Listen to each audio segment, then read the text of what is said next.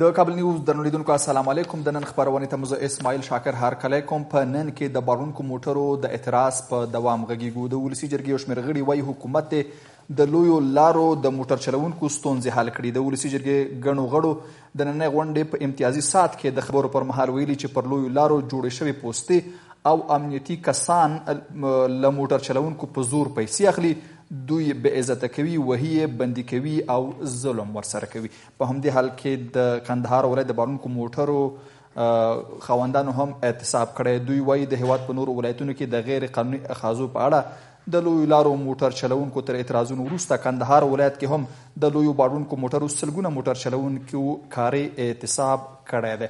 دغه راز په ننګرهار او ځینو نورو ولایتونو کې هم همدغه وضعیت روان دی. بحث دا ده چې حکومت ولې د موټر چلوونکو ستونزې نه حلوي او دغه اعتراضونو د دوام راتلونکي به څه وي، په قیمتونو باندې څه تاثیر کوي، د سوداګرۍ په چارو یې څه اغېز کړی. دغه موضوعات په نن کې څېړو چې دوه محترم میلمانه راسره په موضوع غږیږي.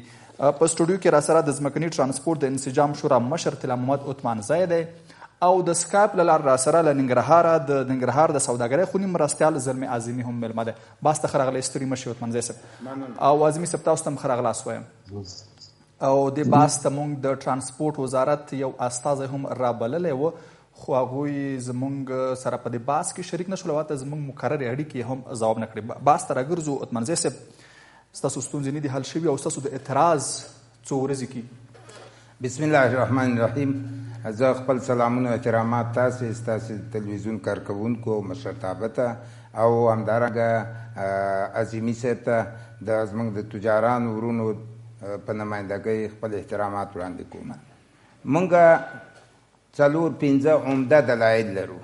موږ موټرداران، ترانسپورټران دومره مستم نه یي او دومره قانون شکن هم نه یي چې موږ په خیر خیرات کې موټر دروو او خپل اولاد نفقه د لاسه ورکوو یا بل یو جانب مقابل دوستانو خصوصا تجارانو ته زموږ خساره ورسیږي. په دا نظام کې په دولت کې بیا هغه بې شماره ستونزې شته.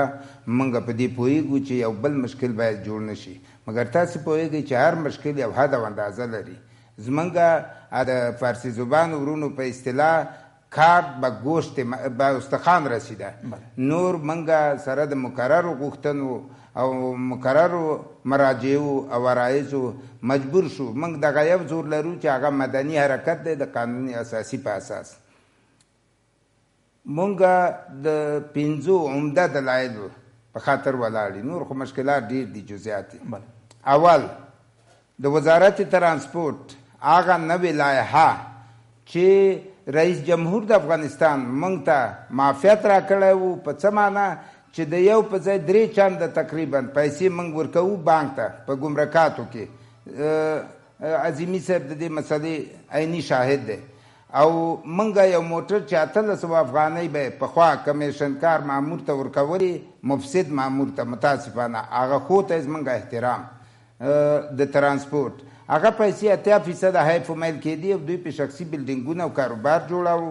موږ د هغه 3 چنده 5600 افغانۍ وز د تورخم په ګمرک کې ورکوو. دا زه چې ډېر معلومات لرم د دې خوانه، مګر په هغه باندې موږ خوشحاله په دي چې د مامور د ډانډامار نه په اصطلاح چې یو سړی په لار کې ودرولې غیر مسلح خو دومره ډانګ ورسره وي او بیا معترض دراز است، معترض لنده است، معترض جرمنی هیچ چیز بود، افغانستان هیچ چیز است او بالاخره 3.5 افغانۍ راکه.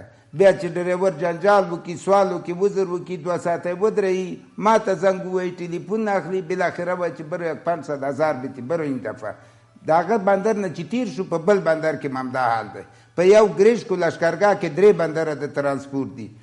خو خیر داسې نورې مشکلات او د دوی ناروا غوښتنې او بالاخره دا پیسې چې زموږ د جیبه ځي دا راسن د مفسدینو جیب ته ځي. ښه دا یو دلیل دی. نور کوم؟ یو دویم دلیل دا دی چې موږ اوس 100% خپل عواید بانک ته ورکوو د افغانستان ملي خزانې ته. وزارت محترم مالیه په جریان کې دی. شیرزاد صاحب که زما خبرې واوري هغه ډېر ټینګ دی په دې موضوع. زموږ پیشنهاد په دې مشکل کې دا دی، رئیس جمهور د افغانستان محترم اشرف غني چې د افغانستان ولسمشر دی زمونږ رایز یې واورېده، هغه یو متخصص دی او بالاخره فرمان صادر که د وزیر ترانسپورت د وخت اما شمس په خوله د رسنیو په مرکز کې موږ راوغوښتو او ویل چې قطعا په داخلي عوایدو مسؤل کمیشن د ترانسپورت معاف صرف د اسکوډا د لارې ورکوي. دغه قانون موږ 8 میاشتې ډېرې ښې تېرې کړې د ترانسپورت د مامورینو او د ډنګمارانو نه خلاص شو. اوس نوی رهبري د وزارت ترانسپورت چې وزیر صاحب ته زه خاص احترامات وړاندې کومه، مګر هغه مفسدې کړۍ چې په ترانسپورت کې شته او څه چاپلوسان چې زمونږ کمیشنکاران چې زمونږ د سکتور خصوصي په نامه شته چې مشخص معلوم الحال افراد دي، دوی دا مشورې ورکوي وزیر صاحب ته چې همی عواید داخلي کې جمع کنیم ولای تو سابق باز بندرای که پیسه می آوردیم.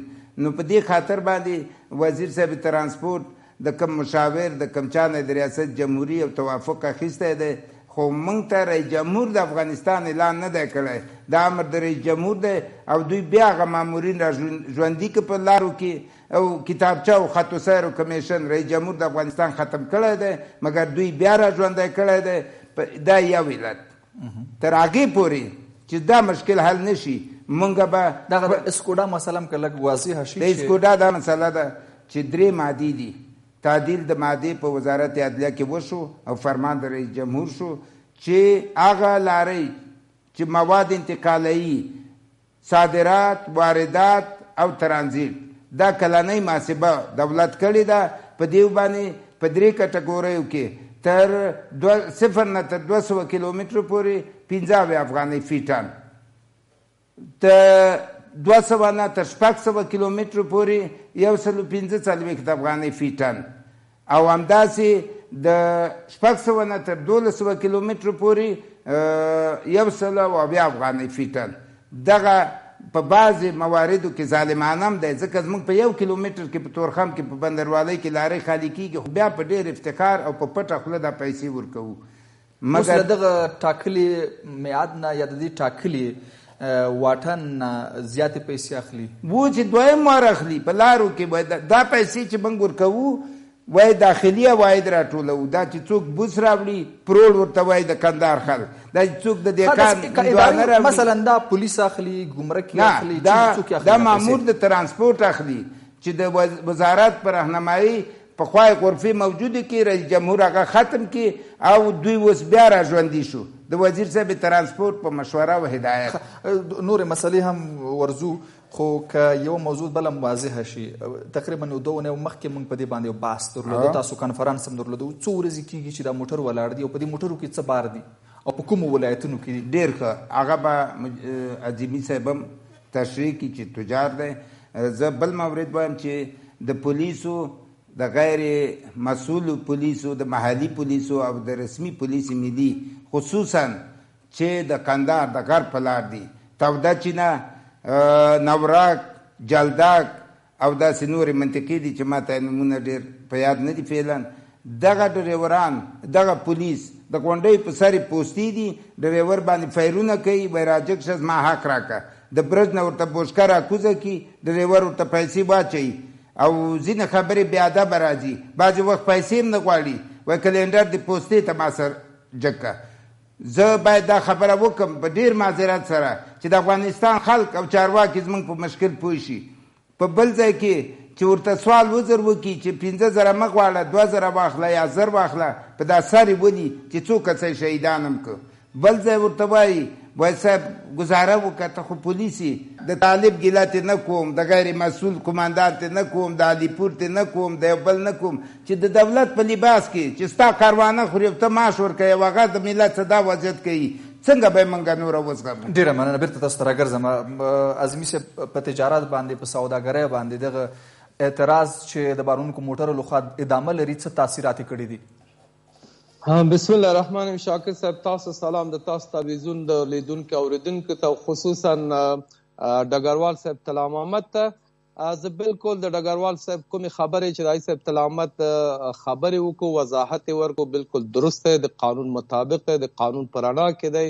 اکثره ولایتونو کې ډریورانو ته آزار اذیت کیږي او په همدغه کمربند مزار کې چې موږ ته معلومات شته دی هلته ګاډی چې زمونږ ورځي ډریور دري و د جرپولي په نامه 2000 افغانۍ د فی ګاډي نه اخلي. دا یو باجګیري دی.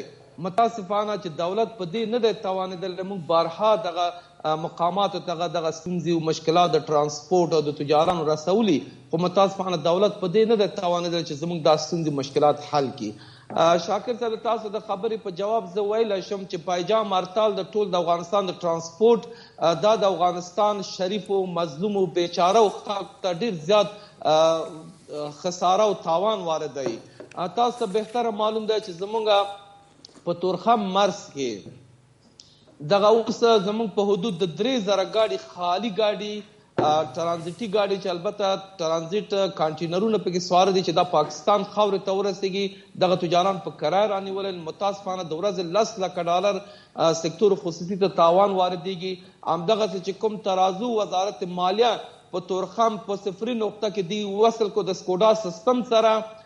متاسفانه چې په اوله کې دا ترازوی نصب کو د دې معیار چې دی درست نو، دغه تله افشن چې دی غلط خودو، کله زیات خودو کله کم خودو. یو هفته تقریبا په حدود 2 ورځې دې ترازو معیار درست نو. د دغې په اساس زمونږ تقریبا 3500 ګاډي په پاکستان خاوره کې ایثار پاتې شو. تاسو ته معلوم دی بهتره چې دغه مشکلات او ستونزې مونږ ګیله خپله دولت نه د چارواکي نه راځي چې اوله په کار دا دی چې دوی بنیادګذاري وکړي، دغه پالیسي د سکتور سره ټرانسپورټ سره دغه ستونزې دغه مسایل شریک کړي. دوی د 50 کالو ناخوالې یو وارې راوړي په دغه شرایط کې، په دغه حالاتو کې چې تجار او د سکتور ډېر مشکلاتو سره ستونزې سره مخامخ دي. دوی قانون راوړي دفعتاً تطبیق کړي، نو په دغه اساس باندې سکتور ته، تجارانو ته او ملت ته ډېر زیات خساره وارد دي. د موټرو رقم هم تاسو ته معلوم دی چې په تورخم کې یا په دې لویو لارو کې چې کوم موټر ولاړ دي، په دې موټرو کې څه بار دي، په څومره شمیر کې ولاړ دي؟ بله صاحب، دا خو ټول د افغانستان شریف خلکو ته معلوم دی. موږ سکتور خصوصي تجاران 4 ولایتونو ته خدمات وړاندې کوو. شاکر صاحب دغه اموال چې را روان دي د سکتور خصوصي په دې بنادرو کې چې فلحال متوقف دی ولاړ دی، دغه اموال چې دی اکثره خوراکي مواد دی، بوره دی، چای دی، غوړي دی. د افغانستان دغه شریفو خلکو چې کوم اجناس دي ضرورت یې موږ دغه ولایتونو ته رسوو، هغه مواد اولیه دی چې دغه اوس یو بوشکه غوړي چې مثلا مخکې په 1500 افغانۍ اوس 900 افغانۍ ته رسېدلی، د دغې مشکلاتو په اساس رسېدلی. نو موږ د خپله د دولت نه دا خواهش کوو، هیله کوو چې تاسو مخکې نه برنامه ریزي وکړئ، دغه ستونزې د سکتور سره ټرانسپورټ سره شریک کړئ، هغه نه بعد تاسو قانون تطبیق کړئ. اوس موږ ډیجیټلي تلې ته موږ لبیک وایو، موږ په وزارت مالیه باندې افتخار کوو چې دوی غواړي چې زموږ عواید مثلا بیرون نشي، یا مثلا موږ د عواید دولت ته متحد چې مثلا فمال نشي. موږ په دې باندې افتخار کوو چې دوی ترازو نصب کو په کاره چې دوی 20 کاله مخکې دوی نصب کړی وای. اوس دغه ستونزې چې بارونکي موټر ورسره مخامخ دي، مثلا ډېرې داسې ستونزې دي لکه د پولیسو لخوا پیسې اخیستل، هغه مسایل چې مخکې عثمانزي صاحب ورته اشاره وکړه، یا هغه څه چې د ولسمشر لخوا فرمان ورکړل شوی دی، ولې د ترانسپورټ وزارت هغه فرمان ته تمکین نه کوي او هغه څه چې دوی لري، هغه لایحه لري، هغه پلي کوي. دې ستونزو عامل یا د دې د نه حل کېدو عامل یا لامل څه کیدای شي؟ شاکر صاحب زه یو شی یادوم، مخکې آیي صاحب تلاوت هم یادونه وکړو، دا کومه ټرانسپورټیشن چې دی د 0 کیلومتر نه 15 کیلومتر پورې دی 45 افغانۍ دی 15 افغانۍ اخلي د کیلومتر په حساب باندې، بیا د 15 نه تر 115 200 کیلومتر پورې دی 140 افغانۍ، تر 600 کیلومتر پورې دی اخلي 115 افغانۍ. متاسفانه چې دغه فیس او د کیلومتر په مناسبت دا د ترانسپورټیشن د شرکتونو نه په کار دی واخیستل شي، خو متاسفانه دغه اموال چې د ولایاتو نه یا په اصطلاح د مرزي تورخم نه یا مثلا مرزي د ایرتان نه یا ایرات نه دغه اموال چې کشور ته یا ګمرکونو ته راوړل کیږي، دا په اظهارنامې ګمرکي کې د تجارانو نه اخیستل کیږي. دا در حال چې دغه ترانسپورټیشن چې دی دا په ترانسپورټ مسؤلینو باندې چې هغوی دا فیس ورکړي، خو متاسفانه دغه فیس هم د تجارانو نه اخیستل کیږي. ډېره مننه. بیرته تاسو ته راګرځم او عثمانزی صاحب که د خاصو منطقو په اړه هم راته ووایئ. په قندهار کې موټر چلوونکو خپل اعتراض پیل کړی، په میدان وردګو ولایت نه هم ریپورټ موږ لرو چې هلته هم په لسهاوه په سلهاوه موټر ولاړ دي. ستاسو خپل معلومات څه دي چې چیرته په کومو بندرونو کې په کومو ولایتونو کې په څومره شمېر کې موټر ولاړ دي؟ ډېر ښه.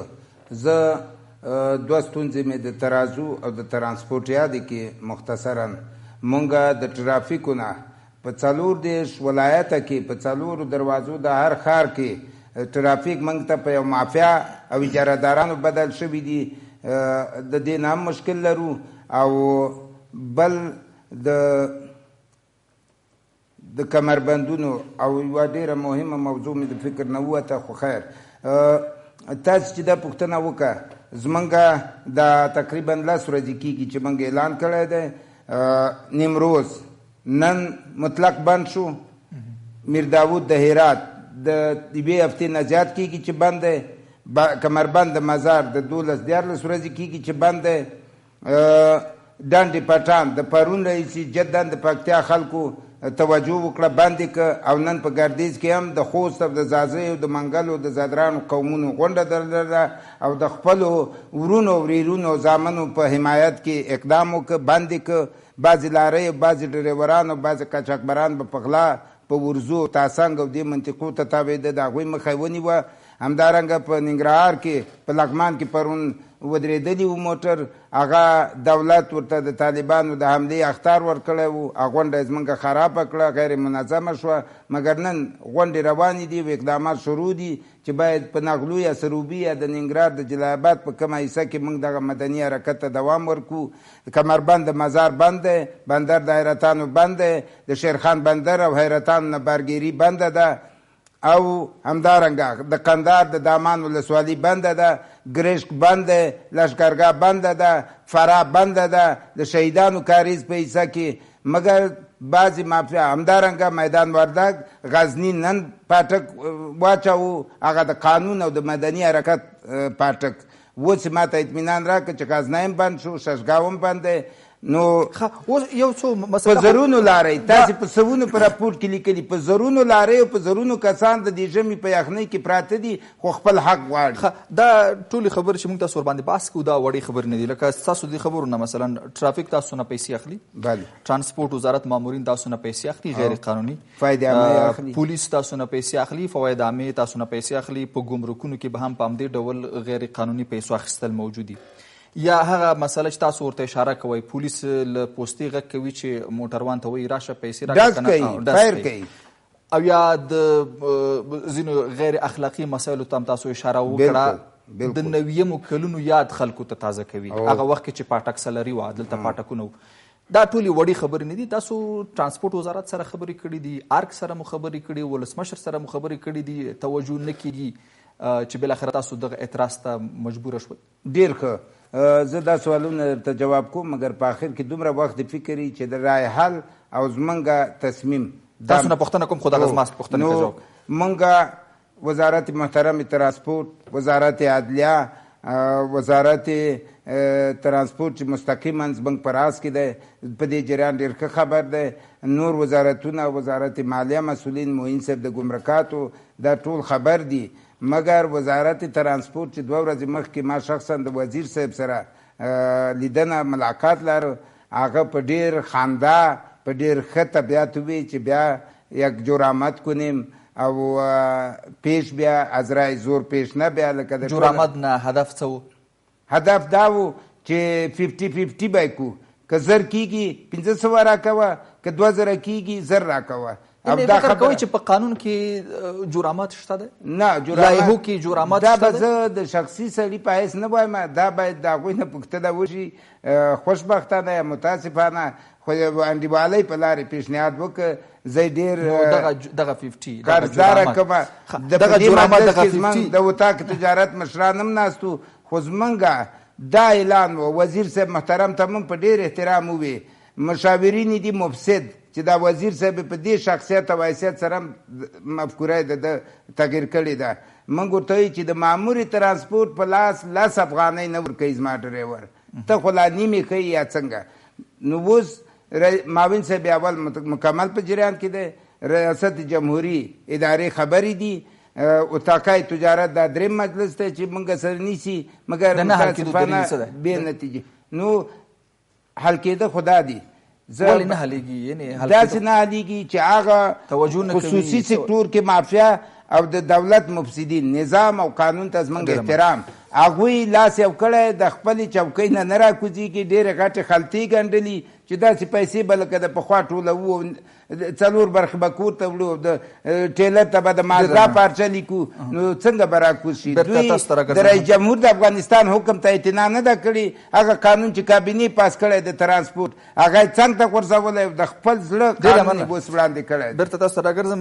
اعظمي صاحب کله چې وزیر وایي راځه جورآمد وکړو 50-50 یا 50% باندې سره راضي شو، څه نوم پرېږدی؟ فساد دی، غلا دی، او یا دا چې هغه څه چې په لایحه کې دي، هغه څه چې هغه قانوني فیس دی، تاسو اسکوډا ته اشاره کوئ یا نورو پیسو اخیستلو ته چې په دې بارونکو موټرو باندې دي، دا څه قصه ده اصلي؟ شاکر صاحب محترم، زه د خپل افغانستان د 15 میلیونه عوامو ته، ملت ته زه یو عرض وړاندې کوم چې تاسو په دغه شرایط کې تاسو فکر وکړئ چې د افغانستان مظلوم و فقیر و بیچاره خلک په څومره سخت شرایطو کې د افغانستان خلکو لپاره خدمات وړاندې کوي، چې د انسان سر په خطر کې دی، مال په خطر کې دی، زموږ ځان په خطر کې دی. موږ د دغه مظلومو خلکو لپاره خدمات ترسره کوو، په دغې خاطر باندې کوو چې دولت ته خپل محصول ورکوو، مالیات ورکوو، چې زموږ د لارې مشکلات دولت په کار چې دی حل کړي یا فصل کړي. متاسفانه دولت په دغه شرایط کې چې موږ ته سهولتونه راکړي، مشکلات د لارې لرې کړي، دی متاسفانه چې موږ ته نور ستونزې مشکلات هم اضافه کوي. تاسو بهتره معلوم ده، زه ډګروال صاحب ته یو خبرې ته اشاره کوم. شاکر صاحب تاسو ته هم په تورخم کې وزارت ترانسپورټ مسؤلین ناصر چلته مدیر ترانسپورټ ته، په ننګرهار کې ریاست ترانسپورټ ته، چې تورخم کې په زرهاو ګاډي هلته ولاړ دي. فلحال دغه ترتیب و تنظیم د وزارت ترانسپورټ د مسؤلینو کار دی چې دغه ګاډي ترتیب و تنظیم کړي. تورخم کې فلحال دپاره 100 کسه قومي مشران راغلي چې د تورخم د وزارت ترانسپورټ دغه ټول مسؤلیتونه چې د ګاډو ترتیب تنظیم دی، چې کوم ګاډي پاکستان ته ځي، کوم افغانستان ته راځي، د دې ترتیب تنظیم د قومي مشرانو ته په لاس ورکړل شوی. اعظمي صاحب زما پوښتنه دا وه، ظرفیت او عادت ډېر زیات ضعیف دی. موږ د وزارت نه غواړو چې زما پوښتنه دا وه چې هغه څه چې اوس د بارونکو موټرو د انسجام شورا سره ویل کېږي، ښاغلی رئیس موږ سره ناست دی په بحث کې، وزیر ترې پوښتنه کوي چې راځه جورآمد وکړو، دغه جورآمد باندې څه نوم دی؟ جورآمد خو موضوع دا ده چې دوی غواړي چې د بیت المال د ملت پیسې، د ملت وینه دغه وزیران وسکي. دا متاسفانه چې دا خو داسې یو معنا چې جورآمد یا 50-50 معنا دا ده که زه 10 لکه عواید تاسو ناخلمه 15 لکه ما ته راکړه، 15 لکه به تاسو ته پرېږدو، دا دغسې معنا ورکړي. نو دا 50-50 معنا څه شی دی؟ یو بله مسله چې کله د ستونزو د نه حل کېدو دلیل پوښتل کېږي، یو خو پخپله په حکومت کې د فساد موضوع ده، بل د خصوصي سکتور مافیا ته هم اشاره کېږي چې په لوی لاس د خوراکي توکو د مواد د قیمتونو د لوړېدو لپاره یا د بازار د انحصار لپاره هم خصوصي سکتور هم مرسته نه کوي چې دغسې مسایل حل شي، په حکومت باندې فشار نه راوړي. موافق یې چې خصوصي سکتور کې هم ستونزې شته؟ شاکر صاحب په ټول اداراتو کې ستونزې مشکلات شته. دا د دولت وظیفه ده چې په کار د تجارتي په سطحه کې که څوک د مافیایي د دغسې مافیا کړی اوسېږي، په کار دولت هغوی قانون منګولو ته وسپاري. متاسفانه دولت کې دومره ظرفیت نشته چې د مافیاو کړیو مخه ونیسي، یا په سکتور کې دی نظارت وکړي، یا په اصطلاح باندې د غالات دی کنټرول کړي. افغانستان فلحال هر اداره، هر نهاد چې د خپل رئیس جمهور دی په خپله فیصلې کوي، په خپله په دغه نهادونو کې غلا کېږي، فساد کېږي. دغه رئیس استجام چې تاسو ناصر طلا محمد دغه د دې د څه دپاره دی دا پایجام هړتال په افغانستان کې مظاهره کړې، دا ګاډي ولایتو ته بلې ولایتو ته نه انتقالېږي. د دولت هغه ناخوالې، هغه قانون دی په دغه فلحال شرایط کې دی تطبیقي چې هغه د نه منلو خبره دی.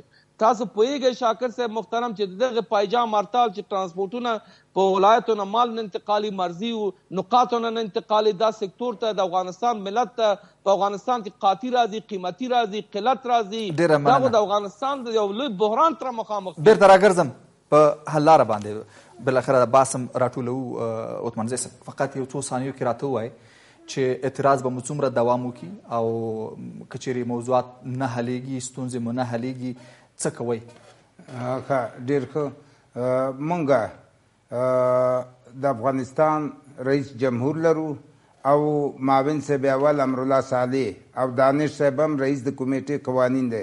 موږ رهبري د دولت لرو. موږ ته دا ګل په غاړه کې راچولی ترانسپورټ د افغانستان سکتور خصوصي ته بېرته به رئیس جمهور د موږ نه اخلي که موږ اهل نه یو او وړې نه یو. د هېڅ چا په لاس موږ دا عمل چې رئیس جمهور راکړی او موږ یې د دې مامورینو مفسدو مامورینو نه خلاص کړي دا به موږ بل چاته ورنه کړو. یو که نن وزارت محترم ترانسپورټ تر هغه وخته چې دوی موږ څه خبره کوي موږ خبرو ته آماده یو، منطق وایو، دلیل وایو، دوی دی وایي، قانون ته احترام لرو، تر هغه وخته پورې خپل دا نوي مقررات په تعلیق په حالت کې راولي. او که حل نشي هغه هم وایم د ټرافیکو محترم رئیس صاحب دی د موږ سره دا لفظ وکړي چې دا ټیکهداري ختمه کړي. د معاون صاحب اول په دفتر کې یا د رئیس جمهور د افغانستان په مخ کې وزارت محترم داخله او مشران د موږ سره دا تعهد وکړي او عملا د پولیس مالی او پولیس ملي پوستې په اردوی ملي بدلي کړي. موږ د پوستو مخالف نه یو، زموږ وروڼه دي، زموږ امنیت ساتي، مګر پولیس ملي په فرا کې مستقر شو او زموږ مشکل حل شو. همدارنګه فواید عامې وزارت دی دغه سختګي ترازوګان چې سړک در بدره شو 100 ټنه ته اجازه ورکوي د 15,000 افغانۍ په مقابل کې. نو دا ترازو موږ نه غواړو که صحیح ترازو وي، صحیح ډیجیټل یې پوښتنه یې منوي که نه مشکل د دوی لور ته دی او هغه مشکل دی. موږ نه وایو چې زما زامن مړه کېږي، زما ډریور په بم الوځي، هغه مشکل د دولت د قدرت نه بهر دی، مګر څه چې د لاسه کېږي دا به موږ غواړو په ټینګه. که حل نشو خدا نخواسته زه امید لرم چې په نږدې وخت کې همدا نن دا مشکل حل شي. که حل نشوه سر د سبا نه چې څوک غلط مطلب وانخلي زه ستاسې د تلویزیون د لارې اعلان کوم چې سر د سبا نه به موږ میډیا راغواړو. دا تصمیم دی خو مشورې به کوو تر بیګا پورې او اعلان د دویمې مرحلې کوو چې په دې کې به ټول مسافربري وسایل شاملي، نور به مسافرین او مریضان دي خدای نه تکلیف کوي باید چې ترانسپورټونه ټیکټ ورنه کړي د دې حالت نه خبر کړي. او سبزي او دا چې یو غټ مشکل دی د سبزۍ تجاران نه موږ اخري نن بیګا 4 ساعته وخت ورکړی و چې تخلیه شي د بندرونو نه. نور به عاجل مواد هم بند دي. ډېر احترام او د ټولو ترانسپورټرانو او ډریورانو چې په هر ځای کې دي ډېره زیاته مننه کوم. تاسې خپل مدني زور وښود او د قانون د اعادې او د قانوني حق د لاسته راوړلو دپاره خیر دی که دوی په موټروان او په ډریور یا د څوک اهمیت نه راکوي. تاسې محکم شئ او په قوي همت د قانون مطابق خپل اقدام ته دوام ورکړئ. ډېره مننه. او اعظمي صاحب تاسو نه فقط په حل لاره کې یوه جمله اورو چې څه کول پکار دي؟ پکار دا د شاکر صاحب محترم چې جلال الدین رئیس صاحب جمهور دغه ټول مشکلاتو مد نظر ونیسي چې په افغانستان کې څومره ناخواله روان دي، په ادارات کې څومره فساد دی، په ترانسپورټ چارو کې مثلا په پولیسو کې، په شارعاتو کې، بنادرو کې. هغه نه بعد مثلا دغسې قانون وضع کړي، همدغسې سکتور خصوصي او طاقت تجارت د افغانستان شریف تجارانو ته پکار دي دې ستونزې مشکلات د پاکستان د مرزونو سره حل. ډېره مننه. د ننګرهار د سوداګرۍ خونې مرستیال زلمی اعظمي او د ځمکني ترانسپورټ د انسجام شورا مشر طاهر محمد عثمانزی و چې د بارونکو موټرو د اعتراض په دوام را سره غږېدل. بحث هم دومره و تر بیا مو الله عمل شه.